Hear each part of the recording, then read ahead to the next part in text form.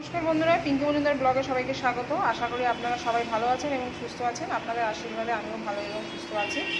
আজকে তৈরি করে নেব চিংড়ি মাছ দিয়ে আলু দিয়ে কারি, আলু চিংড়ির কারি।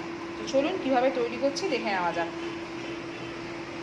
চিংড়ি মাছ তৈরি করার জন্য আমি এখানে আগেই 500 গ্রাম চিংড়ি মাছ কেটে ভালো করে ধুয়ে নিয়েছি। ধুয়ে হলুদ নুন মাখিয়ে নিয়েছি। এখানে আলু ছোটো ছোটো করে পিস করে কেটে নিয়েছি এরকম সাইজে। আর এখানে পেঁয়াজ কুচি নিয়েছি, আদা কুচি এবং রসুন কুচি। রসুনটা ছুলে নিয়েছি, এগুলোকে আমি পেস্ট করে নেব। আদা রসুন এগুলোকে পেস্ট করে নেব। দিয়ে দেবো কটা কাঁচা লঙ্কা। মিক্সার গ্রাইন্ডারে আমার মশলাটা পেস্ট করা হয়ে গেছে, বসিয়ে দিয়েছি। এরপরে এর মধ্যে দিয়ে দেবো সর্ষের তেল।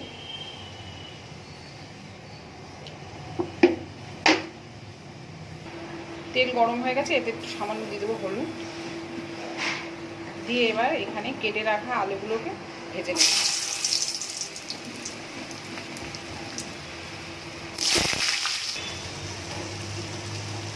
এতে একটু দিয়ে দেবো লবণ।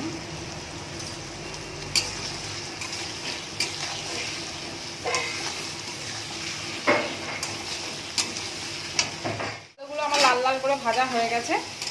এবারে আমি আলুগুলোকে তুলে দেবো। আলু ভেজে তুলে নিয়েছি। এরপর এই তেলে আমি চিংড়ি মাছগুলোকে ভেজে নেব।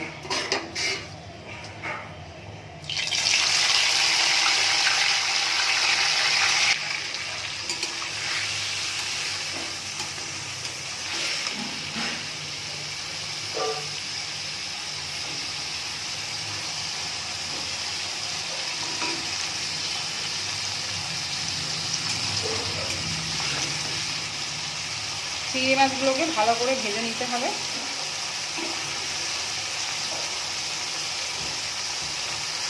চিংড়ি মাছ আমার ভালো মতো ভাজা হয়ে গেছে। এবার আমি চিংড়ি মাছগুলোকে তুলে নেব।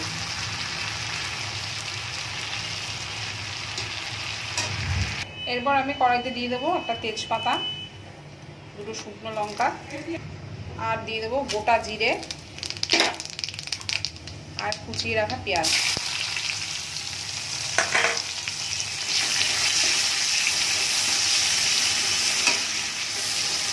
মশলাটা ভালো করে ভেজে নেব।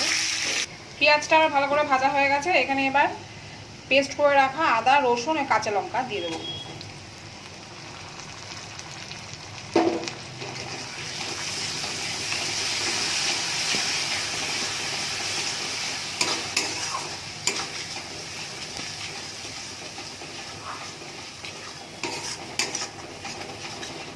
দিয়ে মশলাটা ভালো করে ভাজা হয়ে গেছে। এরপরে একটু দিয়ে দেবো হলুদ গুঁড়ো,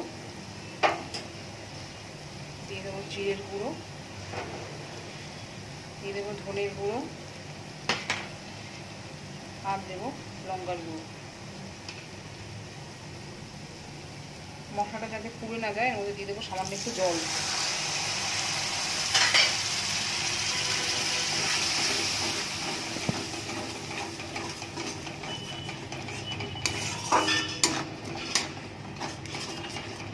ভালো করে মশলাটাকে কষিয়ে নিতে হবে। মশলা ভালো করে কষানো হয়ে গেছে। এবার সব শেষে দিয়ে দেবো নুন, আর দেবো সামান্য একটু চিনি।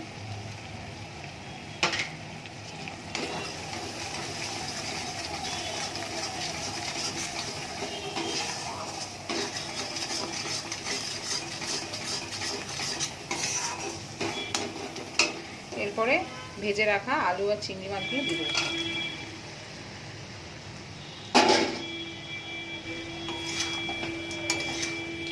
দিয়ে একটু ভালো করে কষিয়ে নেব।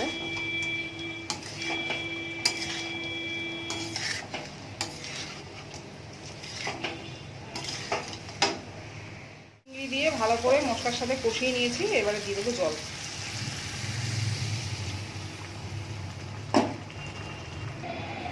জল দিয়ে এবার ঢেকে দেবো 5 মিনিটের জন্য। আসলাম, এবার ঢেকে দেখবো তাহলে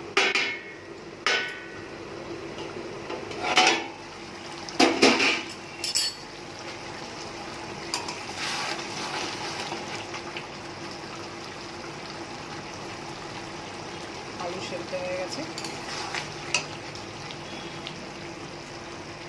এরপরে আমি এর মধ্যে শাহি গরম মশলা,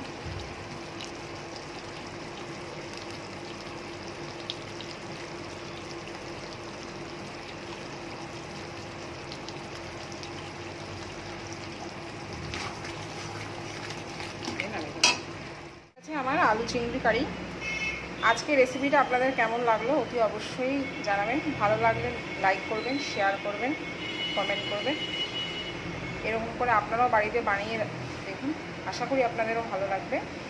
তো আজকের মতো টাটা, সবাই ভালো থাকবেন, সুস্থ থাকবেন।